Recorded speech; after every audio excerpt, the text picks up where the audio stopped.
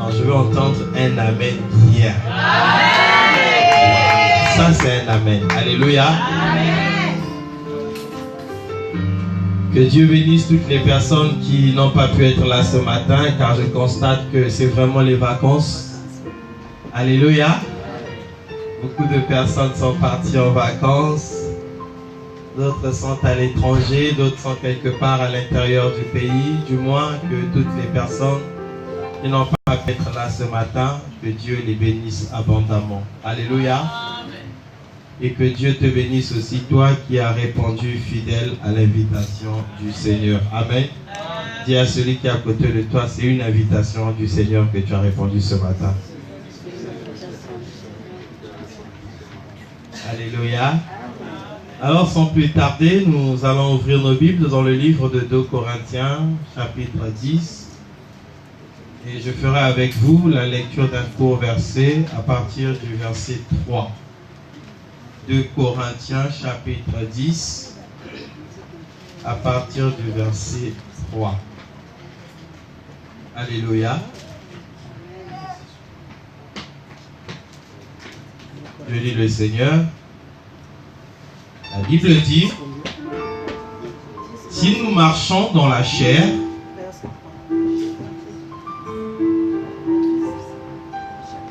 nous ne combattons pas selon la chair. Car les armes avec lesquelles nous combattons ne sont pas charnelles, mais elles sont puissantes par la vertu de Dieu pour renverser les forteresses.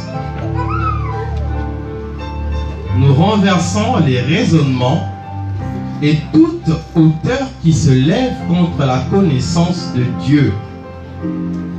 Et nous amenons toute pensée captive à l'obéissance de Christ. Amen. Alléluia. Amen. Aujourd'hui, nous allons commencer une série d'enseignements pendant tout un mois. Car nous venons de clôturer l'enseignement sur le discernement. Et pendant tout le mois de juin et une partie du mois de juillet, nous avons essentiellement parlé du discernement. Alléluia. Aujourd'hui, par la grâce du Seigneur, nous voulons ouvrir un nouveau chapitre, à savoir, nous voulons parler du pouvoir de la pensée. Alléluia. En fait, j'aurais pu simplement dire la pensée. Parce que ce qui va nous intéresser durant tout ce mois, c'est la pensée. Ou encore les pensées. Dites avec moi les pensées. Je n'ai pas entendu. Dites les pensées. C'est quoi? Nous sommes fatigués, il fait trop chaud.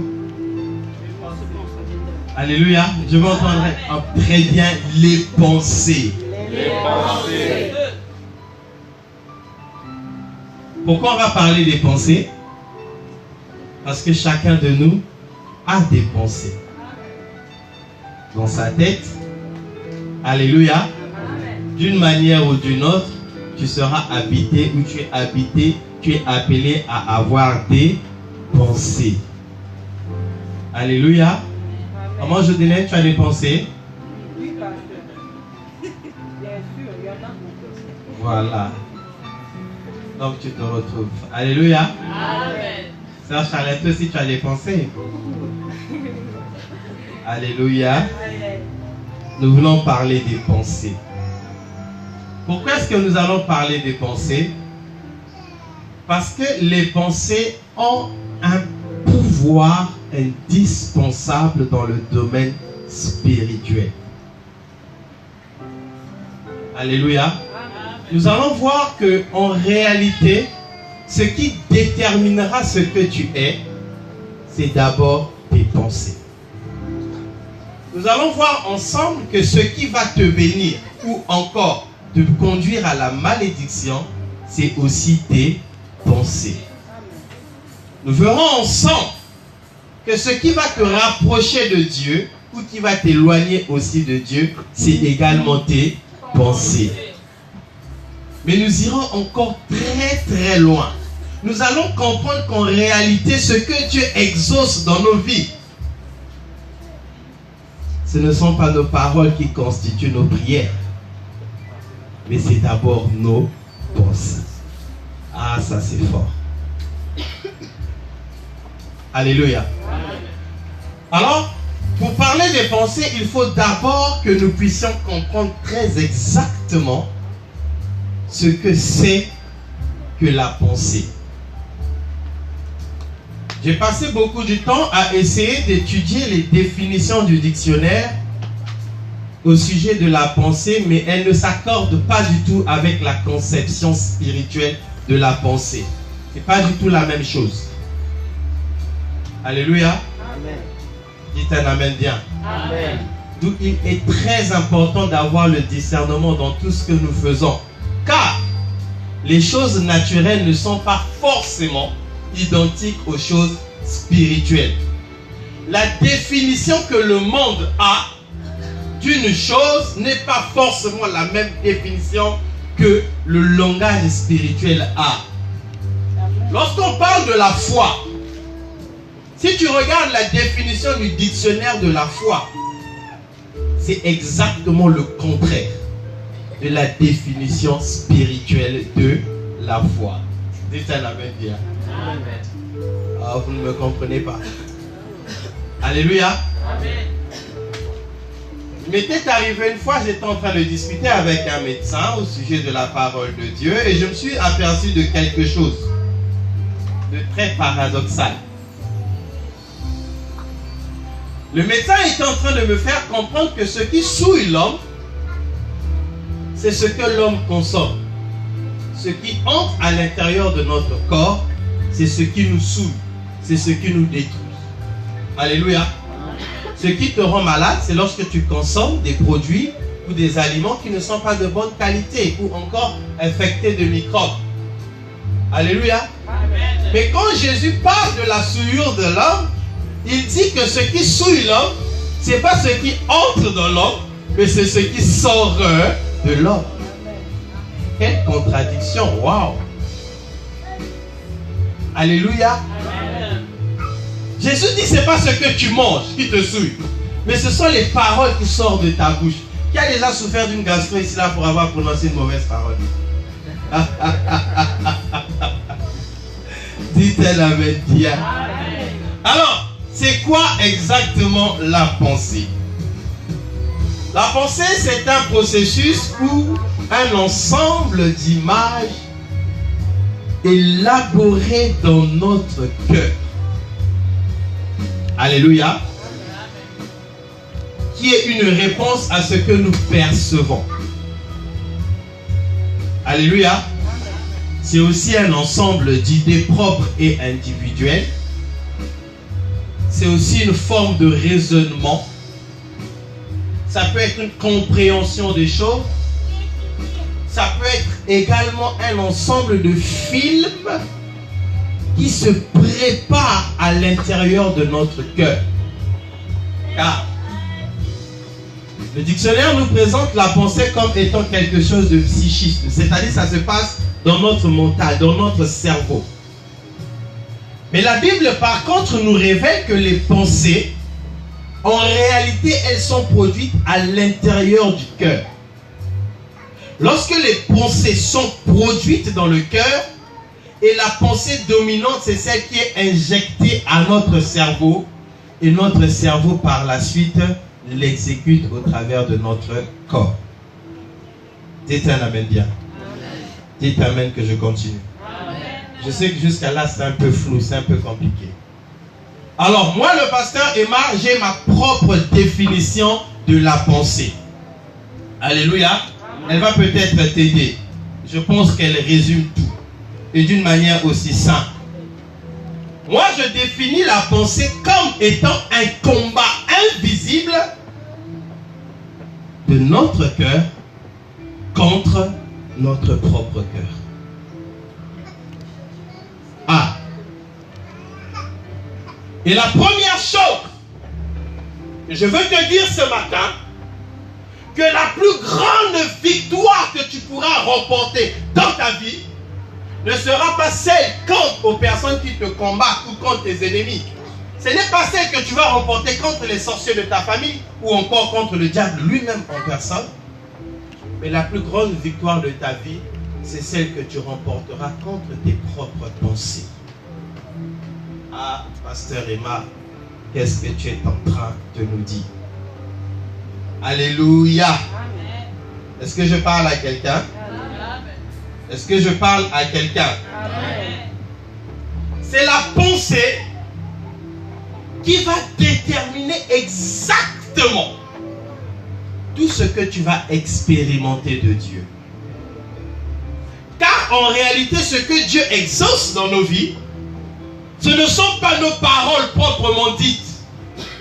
Car lorsqu'on regarde la prière, ce sont des paroles que nous adressons à Dieu. Alléluia.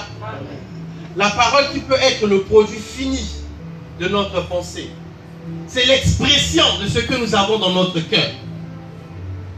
Mais en réalité, ce que Dieu exauce à la base, ce ne sont pas nos paroles, mais c'est d'abord nos pensées.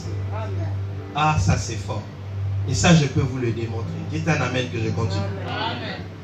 La Bible nous dit qu'un jour, le frère Pierre, alléluia. Amen.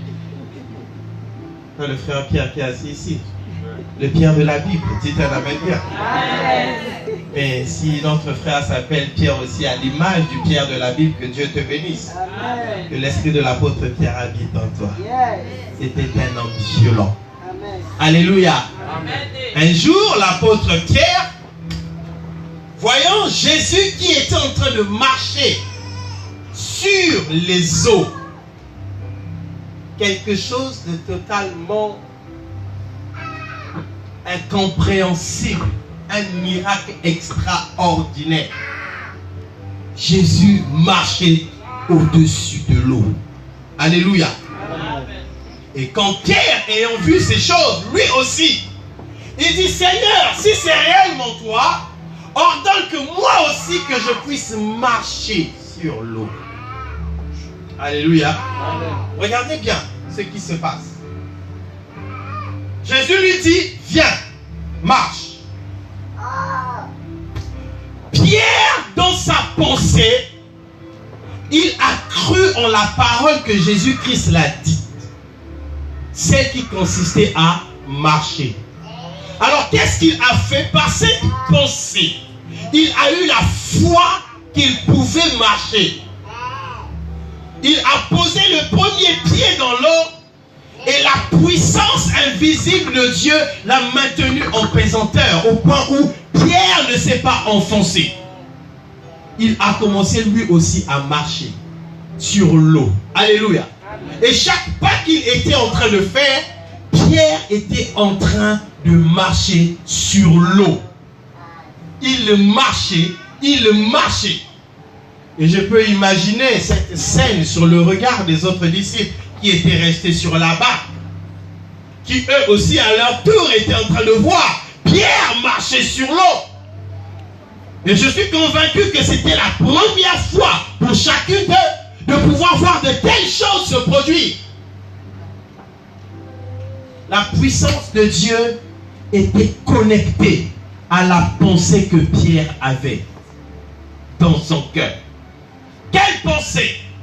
La pensée que Pierre avait été connectée sur l'objectif qu'il voulait atteindre, à savoir arriver là où était Jésus. Et la Bible dit qu'à un moment, soudainement, un grand vent va souffler. Lorsque le vent a soufflé, Pierre n'a prononcé aucune parole de sa bouche. Il n'a rien dit. Mais qu'est-ce qui s'est passé? À l'intérieur de la pensée de Pierre, il y a eu un changement de pensée. La pensée qui était connectée à ce qu'il puisse arriver vers Jésus s'est transformée en une pensée de peur.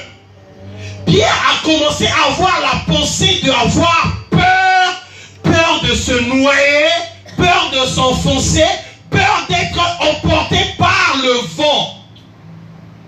Et dès le moment que la pensée a été changée, la puissance de Dieu qui était connectée à la pensée de Pierre précédente va le lâcher et Pierre va commencer à s'enfoncer.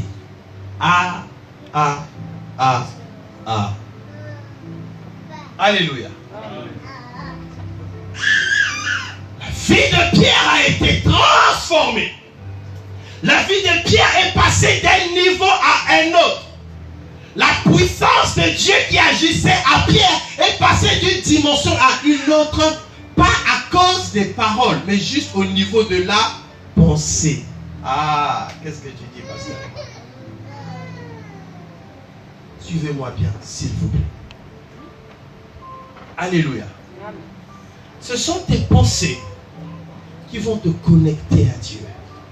Ce sont tes pensées qui feront en sorte que la puissance de Dieu se manifeste dans ta vie. Mais ces mêmes pensées aussi feront en sorte que la main de Dieu te lâche. Alléluia. Dites encore avec moi la pensée. Alléluia. Nous sommes dans le livre de Genèse, chapitre 6, à partir du verset 5. Ici, la Bible nous transporte à un temps bien précis de l'époque de l'humanité. C'était au moment où Dieu avait décidé de détruire, Genèse chapitre 6, à partir du verset 5. Alléluia.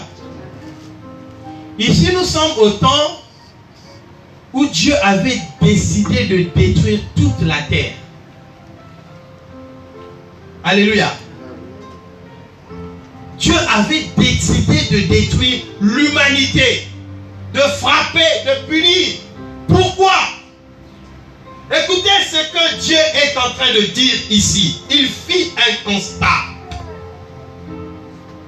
Il dit, l'Éternel vit que la méchanceté des hommes était grande sur la terre et que toutes les pensées de leur cœur se portaient chaque jour uniquement vers le mal. Et l'Éternel se repentit d'avoir fait l'homme sur la terre et il fut affligé en son cœur. L'Éternel dit, j'exterminerai de la face de la terre l'homme que j'ai créé, depuis l'homme jusqu'au bétail, aux reptiles et aux oiseaux du ciel, car je me répands de les avoir faits. Alléluia. Dieu est arrivé à un niveau où il s'est repenti. C'est-à-dire qu'il a regretté. Pourquoi? Est-ce que j'ai créé cet homme? Alléluia. Bien aimé, je veux dire à quelqu'un que Dieu aussi arrive à des moments où il les regrette. C'est pas moi qui ai dit ça. Amen. Alléluia. Amen. C'est-à-dire que Dieu te bénit. Mais après, par la suite, quand il te regarde, ce que tu es devenu, il les regrette.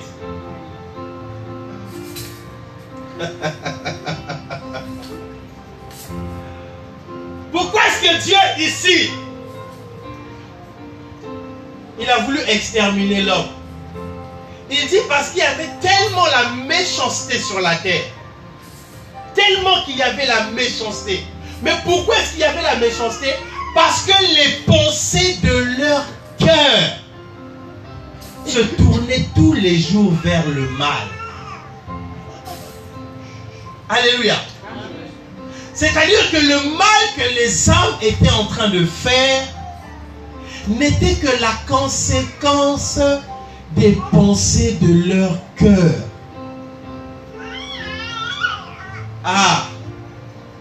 Regardez l'expression que la Bible utilise. Les pensées de cœur. Et c'est pour ça que je n'étais pas tout à fait d'accord avec la définition du dictionnaire. Parce que selon la Bible, les pensées viennent d'où? Du cœur. pensées, bien-aimés, elles sont très dangereuses.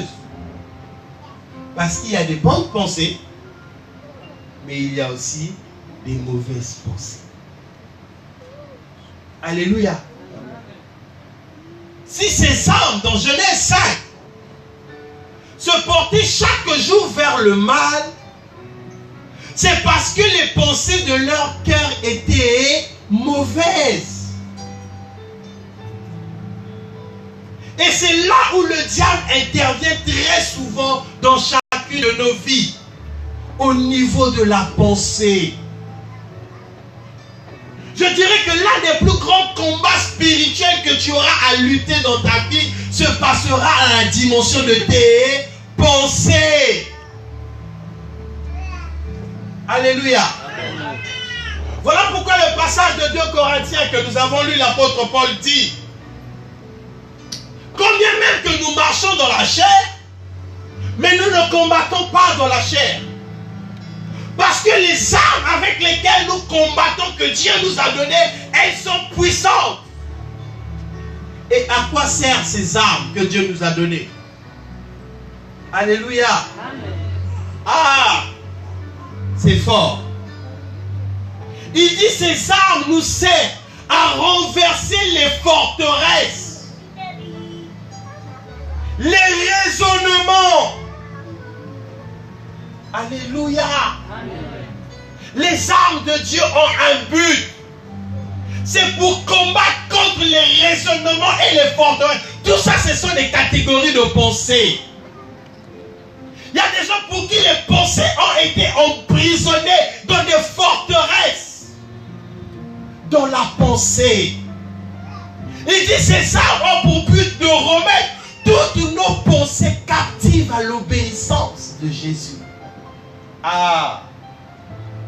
Ah. Bien-aimé, pour que tu fasses le mal, il a d'abord fallu que ce mal soit conçu. Et ce mal est conçu où? Dans les pensées de ton cœur. Alléluia. Amen. Pour que tu ailles voler, il faut d'abord que dans ton cœur, qu'il y ait une conception de pensée de vol. Amen. Alléluia.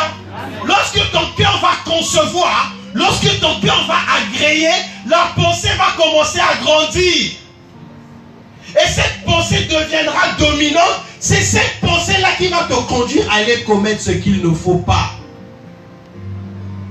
Alléluia. Amen. Alléluia. Amen. Au niveau de la pensée. Lorsque tu voudras faire du mal, bien aimé, ça va d'abord se passer à l'intérieur de ton cœur. Alors les pensées, bien aimées, ça défile. Les pensées, bien aimées, le diable va aussi t'en injecter. La pensée, bien aimée, c'est ici, là, le véritable laboratoire de ta vie. C'est ta personne intérieure. Car même ta conversion sera déterminée par ce qui se passera à l'intérieur de ton cœur. Alléluia. Toutes les fois, bien-aimé, que tu t'es détourné de la voie de Dieu, toutes les fois que tu as attristé le Saint-Esprit, chaque acte que tu as posé qui était une désobéissance à la loi de Dieu n'était que le produit d'une pensée qui a été créée dans ton cœur. Je parle à quelqu'un. Bien-aimé, si tu arrives à maîtriser tes pensées, si tu arrives à avoir la victoire à l'intérieur de ta pensée, si tu arrives à soumettre ta pensée captive à l'obéissance de Jésus, bien aimé, le diable ne pourra plus t'atteindre. Alléluia. Amen. Parce que même les situations de nos vies, où les choses parfois ne marchent pas, parfois ce n'est pas que tu n'as pas bien prié. Alléluia. Amen. Vous savez, prier est une chose. Mais prier ne suffit pas. Hein. Alléluia. Prier ne suffit pas. Alléluia. Parce qu'il peut arriver que tu pries, mais que ta prière aussi n'est pas de réponse. D'ailleurs, même la Bible est très claire. La Bible dit, vous priez, vous ne recevez pas, parce que vous priez mal. Alléluia. Ça veut dire que tu peux prier, mais tu pries mal. Je parle à quelqu'un. Et le fait de mal prier fera en sorte que tu ne recevras aucune réponse. Est-ce que je parle à quelqu'un? Il y a des situations parfois qui t'arrivent dont tu n'arrives pas à vivre la main de Dieu. Ce n'est pas que Dieu ne t'exauce pas. Ce n'est pas que Dieu n'agit pas. Mais parfois, dans la dimension de ta pensée, il y a déjà un blocage qui fait en sorte que la main de Dieu ne puisse pas agir. Hé, pasteur Eva, qu'est-ce que tu es en train de dire? Je parle à quelqu'un qui a reçu une nouvelle quelque part. Le diable vient t'annoncer que tu es mort. Le diable vient t'annoncer que les choses ne vont pas marcher. Le médecin vient te dire que là où tu es là, la situation de ta santé, elle est finie. Là où tu es là, tu reçois un courrier qui t'annonce que toute chose pour toi est bloquée. Tu peux te retrouver même dans un problème que tu ne t'attendais pas. Quelle est la pensée que tu as face à ce problème? Comment est-ce que tu réagis lorsque tu entends une nouvelle? Si dans ta pensée, tu te dis déjà que tout est fini. Si dans ta pensée, tu penses déjà qu'il n'y a aucun miracle possible. Si déjà dans ta pensée, tu es découragé, ça va constituer un blocage. Alléluia. Amen. Avant même que tu ne puisses prier. C'est la raison pour laquelle, lorsque Josué est en train de crier à l'Éternel, dans Josué chapitre 1 à partir du verset 9, parce que Moïse n'était plus, Josué était totalement bouleversé, il crie à Dieu. Mais quand Dieu descend à Josué, il dit une seule parole. Il dit, Josué, fortifie-toi. Alléluia. Dieu n'a pas dit à Josué, tiens, reçois ma puissance pour que tu sois... Non, il dit, fortifie-toi toi-même. Alléluia. Amen. Pourquoi? Parce que pour que Dieu soit en connexion avec lui, il avait besoin de trouver à l'intérieur de Josué une disposition. Alléluia. Une attitude de foi. Une stabilité. C'est la raison pour laquelle, bien aimé, quelqu'un dont les pensées sont en Christ, c'est quelqu'un qui, quelles que soient les situations qui arrivent, ça ne le trouble pas. Parce que ses regards sont braqués en Dieu. Vous savez, pour que quelqu'un comme l'apôtre Paul, pour qu'il arrive à dire que toutes choses concourent au bien de ceux qui aiment Dieu. Non, je ne sais pas si vous réalisez un peu cette parole. C'est une folie. C'est une folie. Alléluia. Paul dit, toutes choses qui t'arrivent, toi qui aimes Dieu, toi qui marches avec le Seigneur, c'est pour ton bien. Hey!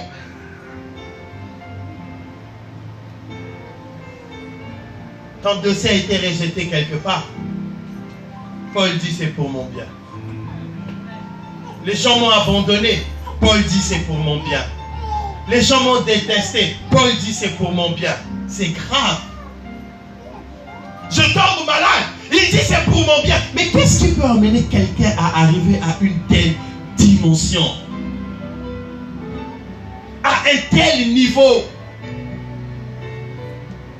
Quand quelqu'un arrive dans une telle situation, bien aimé, c'est quelqu'un qui est imperturbable. Alléluia. Combien de gens aujourd'hui, bien aimés, ne dorment plus bien le soir? Parce que leurs pensées sont remplies d'inquiétude, de peur. Combien de gens aujourd'hui n'arrivent pas à imaginer leur lendemain? Ils se disent que sa vie est fichue. Ils se disent qu'il n'a pas d'avenir. Ils se disent, qu'est-ce que je vais devenir demain ici? Est-ce que je pourrais m'en sortir dans ce problème? Et il a l'angoisse, il a la peur. Il vient à l'église, certes. Il est en train de prier, certes. Il est en train d'adorer, certes. Mais ses pensées, il n'a pas de stabilité. Il n'a pas de paix. Il est troublé au-dedans de lui. Il n'a aucune confiance en Dieu. Alléluia. Amen. Prier, ça ne suffit pas. Venir à l'église, ça ne suffit pas. Je veux que tu réalises le pouvoir que la pensée de ton cœur affecte ta vie. Quelles sont les pensées qui sont au-dedans de toi? Ce sont ces pensées-là qui vont s'exprimer, car Christ lui-même, il dit que c'est de l'abondance du cœur que la bouche parle. Ce qui sort de ta bouche, c'est l'expression des pensées de ton cœur. Lorsque ton cœur est troublé, lorsque ton cœur vit dans l'angoisse, lorsque ton cœur vit dans la peur, c'est ce qui va s'exprimer en toi. Alléluia. Amen. Quelles sont les pensées qui sont dans ton cœur? Oh, bien-aimé, Dieu a décidé de détruire la terre à cause des pensées que ces hommes avaient. Ils avaient des pensées. Des pensées. Des pensées. Et chaque jour, le mal envahissait leurs pensées. Quand les gens bien-aimés ferment les yeux face à toutes les mauvaises pensées. Alléluia. Tu vois ces mauvaises pensées qui chaque jour traversent ton cœur. Alléluia. Parfois pendant 1 semaine, 2 semaines, 3 semaines, tu es en train de fermer les yeux à cette pensée. Alléluia. Vous savez, c'est comme quelqu'un qui commet un meurtre avec préméditation. C'est-à-dire qu'il s'est assis, il a commencé à préméditer comment est-ce que je vais aller tuer. Il a fait le programme, je vais faire comme ça, comme ça, comme ça, comme ça, comme ça. Une telle faute, bien-aimée, elle n'est pas punie de la même manière que ce qui s'est fait accidentellement. Et même en tant qu'enfant de Dieu, combien de nous concevons le mal dans nos pensées? Nous concevons le mal dans nos pensées. Pendant 1 semaine, tu es en train de préparer ces mauvaises pensées. Tu les entretiens. Tu es en train de les nourrir. Alléluia. Et chaque fois que cette mauvaise pensée est là, le Seigneur te regarde. Alléluia. Tu n'es que le produit de tes pensées. Ah, c'est fort, hein? C'est ce que je suis en train de dire. Tu n'es que le produit de tes pensées.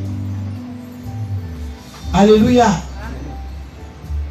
Tu dois apprendre à comprendre que la véritable victoire, il faut d'abord que tu maîtrises tes propres pensées. Pour que tu tournes le dos à Dieu, il a fallu d'abord que la pensée vienne dans le cœur. Pour que tu décides de ne plus fréquenter l'église, il a fallu d'abord que la pensée vienne dans le cœur. Pour que tu décides de faire du mal à ton frère ou à ta soeur, il a fallu d'abord que la pensée vienne dans le cœur. La pensée. Et cette pensée du cœur, bien-aimé, c'est là que toutes les choses se passent. Parce que Dieu te jugera sur la base de ces pensées-là. Christ l'avait compris. C'est la raison pour laquelle lorsqu'il est en train de venir, il dit non, on ne va plus condamner les actes que nous posons, mais on va condamner les pensées que nous avons dans notre cœur. Il dit qu'il vous a été dit dans la parole, dans la loi, que si tu prends la femme de ton frère, et là tu commets l'adultère, il dit non, moi je ne m'arrête plus là. Je dis c'est seulement à l'intérieur de ta pensée, tu convoites que tu as déjà commis l'adultère. C'est-à-dire qu'il te met dans une dimension de comprendre que même le mal que tu es en train de concevoir dans ton cœur, Dieu le punit de la même manière que tu es en train de poser un acte. Amen. a des gens qui sont là à l'église, ils sont en train de prier, mais les pensées voyagent. Hey! Il est en train de prier, hein, mais les pensées sont ailleurs. Les pensées sont ailleurs. Alléluia.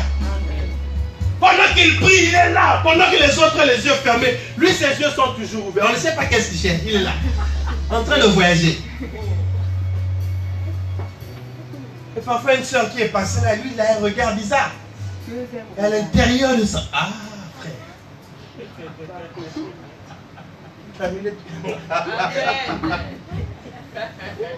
Si le Seigneur pouvait ouvrir les cœurs de chacun de nous et nous exposer les pensées.